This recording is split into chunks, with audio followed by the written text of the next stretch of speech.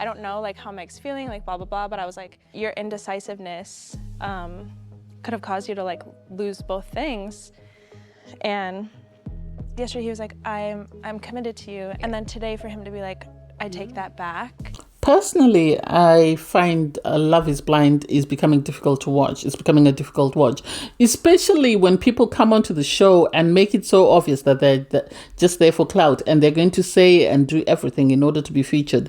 Because it's become a theme whereby everybody knows that in order to be featured, you need to propose and you need to have an amazing storyline. And it seems that's what everybody's aiming for. It doesn't seem people are there for genuine connections. It seems everybody wants to be on TV, so they're going to say and do everything in order to sort of get the producers to fall in love with their love story.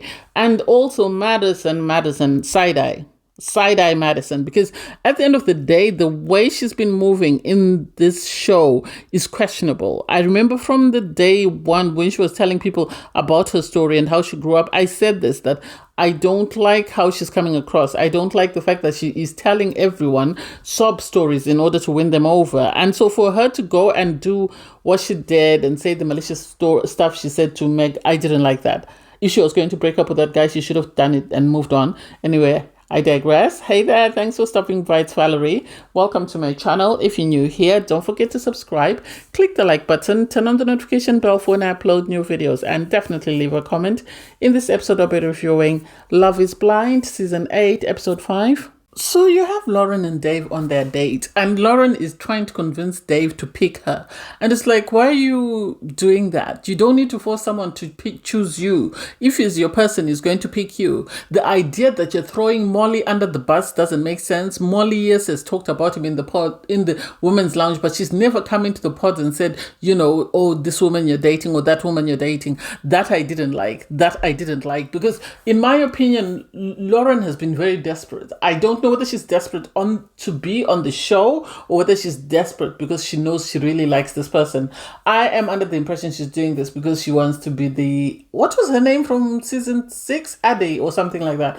That's the impression that I'm getting, because at the end of the day, she didn't need to throw somebody else under the bus. She didn't need to pretend to be a victim. You're nobody's victim. For her to start saying you're my only connection because she's found out that Molly told him that he was her only connection. And so it's like the desperation is unreal. It's really unreal, and I don't get why she keeps doing it.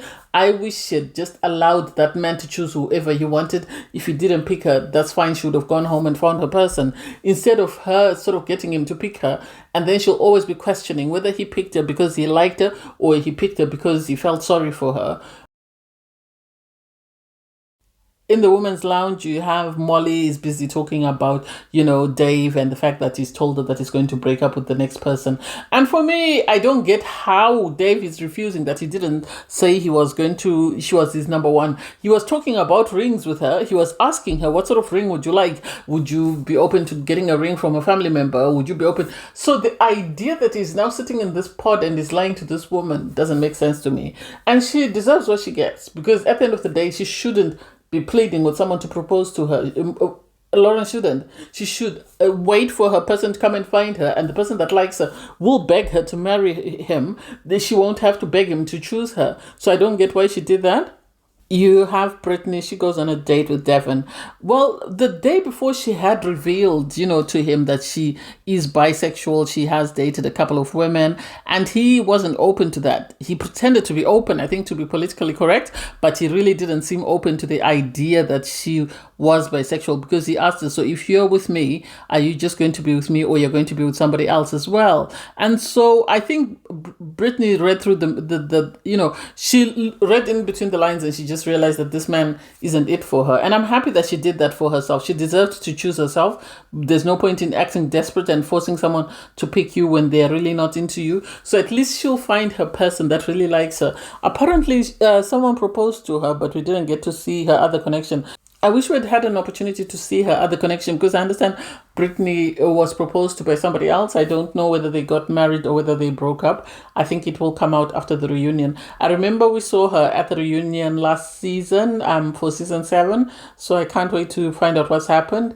At least she was, you know, cordial about it. She just told him, I don't think you're my person and I don't think I'm your person. Your person will find you. My person will find me. And I was like, go Brittany, do you? So Devin goes for his next date with Virginia. Virginia was his second connection.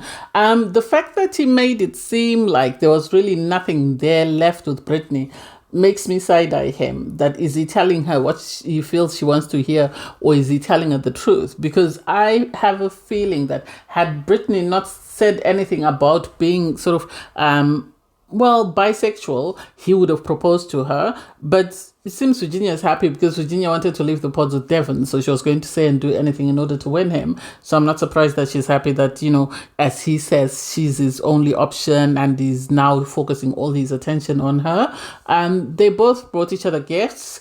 She asks him to open the big one, which is a camera and a passport cover. Apparently, it's similar to hers. I assume she's sort of saying to him, let us explore the world and see what's out there. And then her next gift was her grandma's ring. That I was a bit confused about. She says it's because it's to show him that, what she believes is the true essence of love, because her grandparents have been married for a very long time. And so this is what she aspires to have, it seems. So this is why she wanted to give him, the ring. I assumed it was just for him to hold for a second before he gave it to her. She received from him a chopping board that he had a poem written on it. He said, I'm going to be your sous chef, blah, blah, blah. It was an okay gift. It was an okay gift, given the fact that, you'll be getting a gift for somebody you don't know. So giving someone you don't know a gift is a bit challenging. So I get where he was coming from. And then his next gift to her was a necklace with his initial, which he said, is to keep you close to so that I'm close to your heart, because you will have this letter that symbolizes me. And it was sweet. It was cute. I don't know whether they will actually have something that will grow further. I think the question about Brittany will always sort of be there as a lingering reminder to say, did he propose to me, or did he stay with me because he really liked me, or is it because Brittany had shut him down? Next up, we have Ben and Sarah. Ben and Sarah have a conversation about the fact that Ben, she did speak to him about being an activist and asked him where he stood on things like, civil rights, things like, equal opportunities for all. And he said, he's one to keep to himself as long as as long as he's not affected by anything personally, then he's okay. And so I get why she was asking him, because you don't want to be, someone who's out championing the cause for others and be married to someone who doesn't aspire to be that. So I get where she's coming from. He said, he is open-minded, he's open to learning, but you can't have a marriage where you're constantly teaching someone every single thing. He should be enlightened. He's 27 years old. He should know a lot more about what goes on in the world and the inequalities that are out there. So the idea that he didn't know this didn't make sense to me. He had flowers for her, which were cute. And then he proposed to her. Am I surprised? No, because we haven't seen their connection with anybody else. It's just always been the two of them. So I have no idea whether they are very genuine or not. I think the thing that stood out for me was their causes that they were fighting for or they believed in. I think this was the sticking point for the two of them. So I can't wait to see what happens after that. You have, Sarah go to the girls. She's ecstatic. She's got this big bouquet of flowers and she's celebrating with the girls. And Ben goes to celebrate with the boys because, he's finally proposed. And surprisingly, Joey is there, but we've already seen Joey's reveal, so I don't get it. And it's really sweet. It really is sweet. What I like is people are always championing for others. Yes, there are those that are devastated when the person they want or wanted didn't want them, but still, I love that when someone proposes, you have everyone sort of celebrate with them. When someone is crying, you'll have people consoling them. That's the sweetest thing ever. So Dave goes on 2 dates, one with Molly and then another one with Lauren. Molly was so convinced that she was the chosen one and she was just waiting for one of the girls to come in crying. And sadly, I think the villain in that love triangle is Lauren. I think Lauren has managed to manipulate the other two people into getting what she wanted. She's used tears, she's used backstabbing, she's used the Irina playbook, if you want, for lack of a better word, in the sense that you have Molly going to this date with Dave. Dave is crying. He's tearful, he's crying because he's conflicted. He doesn't know who to choose between the two girls. He really likes them. Molly makes him very comfortable. She's sort of similar to what he's dated before, or sounds like similar to the qualities that he looks for in a partner.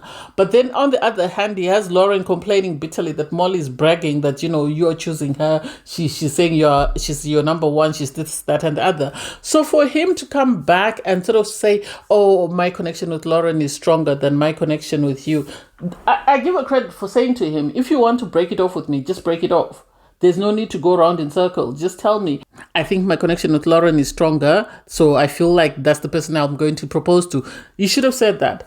And poor Molly, for her to come back into the women's lounge and apologize to Lauren, to say, I'm sorry, I didn't know he was with you. I thought Sarah was the other person until she told me that, no, I'm not the other person. So I'm sorry, had I known it was you, I would have been a bit more sensitive. I was just surprised that, you were avoiding us and you're trying to sort of keep away from us. And this is where the manipulation came in, because you had Lauren running into the pods and crying to Dave. And then when she was in the women's lounge, she'd be crying and sitting in a corner and saying, I don't want to hear what Molly's saying because, it's making me feel miserable. Lauren is the villain, because then Lauren goes into the pods and she's sort of having a conversation with Dave. She's sort of downloading what Molly said to her. And it's like, the only time Molly has discussed you is when things were being broken off, when she found out that you're the other person. And yet you have gone into the pod several times and spoken about Molly and spoken about Molly this, Molly that. And for Dave to say, oh, I was crying after our date, you're also crying in the pod with Molly. Please be honest. You're crying in the pod with Molly. We saw you crying. So the audacity to say, no, you're not crying, you knew who you wanted and that's the person you went for. Make it make sense. Make it make sense, because you can't lie to us. We've already seen the truth. We've seen how you've behaved. So the audacity to try and rewrite history and try and say something totally different doesn't make sense to the likes of us. So he reassures, Lauren that she is it for him. He hopes his sister approves. And it's like, why is your sister approving of your choice? Because at the end of the day, you are the one who's going to live with this woman. It's not your sister. So what does your sister's opinion have to do with who you choose as a partner? It makes me question his relationship with his sister because of the emphasis he put on the fact that he wanted his sister to approve of the lady that he chose. And it's like, I don't get it. I'm confused. I've got brothers, but I would never get them to approve of who I want to choose, even my sisters. So I don't get why his sister's opinion holds a lot of water. So you have Danielle and Taylor go on a date.